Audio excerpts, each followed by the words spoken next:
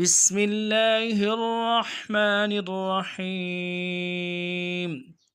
حرف کاف کا بیان اور 3 باتوں سے بچنا۔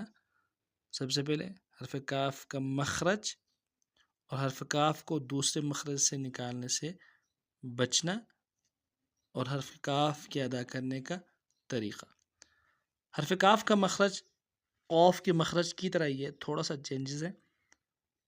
زبان کی جڑ کا آخر اسی جگہ سے، جہاں سے زبان کی جڑ کا آخر ہے، اسی جگہ سے ذرا منہ کی طرف ہٹ کر اوپر کے تالو سے لگے تو اس سے کاف ادا ہوگا۔ اب کاف کے مخرج کو دوسرے مخرج سے بالکل بچانا ہے، یعنی خاص طور پہ قوف کے مخرج سے بچانا ہے۔